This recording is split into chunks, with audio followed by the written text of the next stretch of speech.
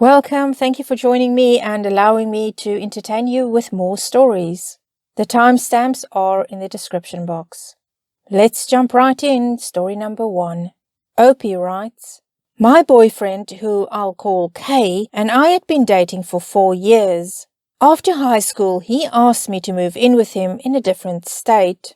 I agreed so that we could be together while we attended college. Over the years, we made amazing friends here, and he was just as kind to me as when we first started dating. Cute, awkward text messages, surprise gifts and flowers at least once every 2 weeks. We had a date night every Thursday after work as well. He also told me he loved me at least once a day. Well, last week, I got out of work early. I was in a good mood because Kay had sent flowers to my workplace and ordered me Chinese for lunch because I had mentioned that I had a taste for it the night before. On my way home from work, I picked up some of his favorite donuts and went home. When I walked in the door, I could immediately hear the moaning. I walked to our bedroom to see that our friend Ellie was on top of him. My heart dropped. They'd known each other for 10 years, but they were never close, or so I thought. They didn't notice me until I dropped the donuts. They quickly covered themselves up, and Kay got up to try and explain the situation to me, but I wasn't hearing any of it. I packed a bag and left to my friend's house. I spent a week at my friend's house, wondering if I wasn't satisfying him enough and what I did wrong. Both Kay and Ellie bombarded me with messages trying to explain themselves. Kay told me that it just happened. He said this really was the first time and it wasn't planned at all. That I should know this isn't the real him. He explained that she came over and that one thing just led to another, and it was a mistake he'd do anything to fix. He sent me pictures of an engagement ring as well. Ellie messaged me as well, saying how she never meant to hurt me and that it wasn't meant to be this way.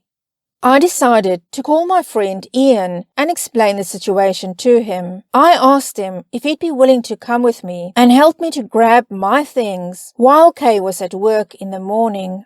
I explained the situation to my friends and family, and they all agree that leaving is the best option. I will be taking all of my things and flying back home. My parents have sent me the money for a ticket, and I'll be moving back in with them for the time being. I don't plan on telling Kay anything. He will just come home to a partially empty apartment. Oh, Opie, that part where you say he told you that you should know this isn't the real him, that is just gaslighting. That is the real him. He just never thought you would catch the real him. Okay, let's get an update from Opie. As planned, my friend Ian and I went back to the apartment in the morning when I knew Kay wouldn't be there to pack my things. We packed my things into our cars, then went to have them shipped back to my parents' house. I got on my phone to look at the security cameras, and Kay was throwing things around and acting like I'd never seen before. He'd always been very level-headed, so that was scary to me. He called me at least 100 times, but I'm not going to answer. I decided to take your advice and block both him and Ellie. I'll be on my flight back to my parents tomorrow morning. And Opie's update continues. Sorry it took so long for an update. A lot of crazy things happened after I got to my parents. As I was getting settled in, it turns out that a mutual friend of ours told Kay what I was doing, and he thought it would be a good idea to come to me in person to beg for forgiveness. To be honest, I almost had a moment of weakness until it became apparent that he didn't come alone. He brought Ellie with him. He said it was because he figured with her also guaranteeing that it wouldn't happen again, I would believe him and go back to him. Ellie also decided this was the best time to admit that she was pregnant and that Kay might be the father. Kay said that even if he was the father, he would only be there for the baby. that his heart would only belong to me. I was furious, and my heart was broken all over again. This also made it very apparent it was indeed not the first time.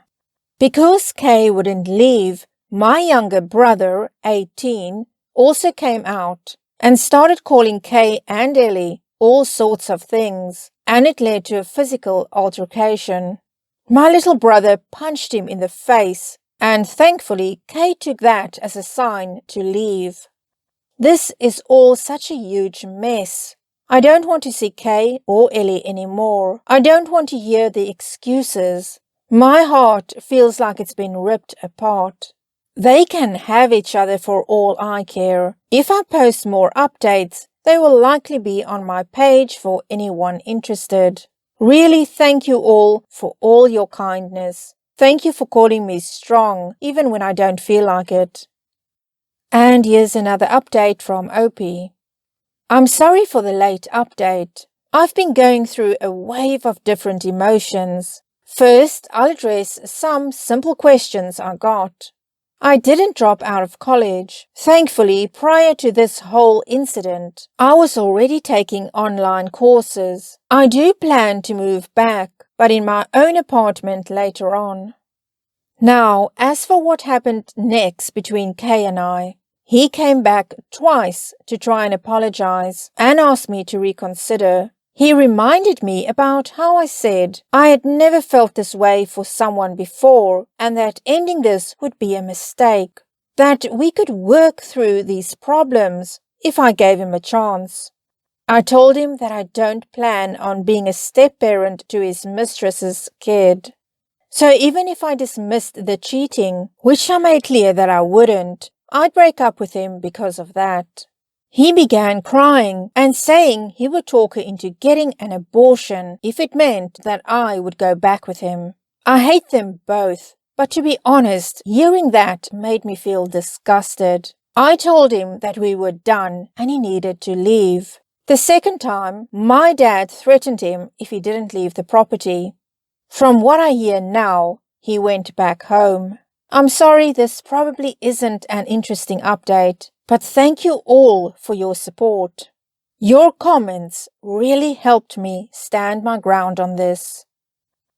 Opie, you being very smart about this, even though it hurts, you're using your head and not letting him get to you. The pregnancy, you're right, it proves this was not the first time.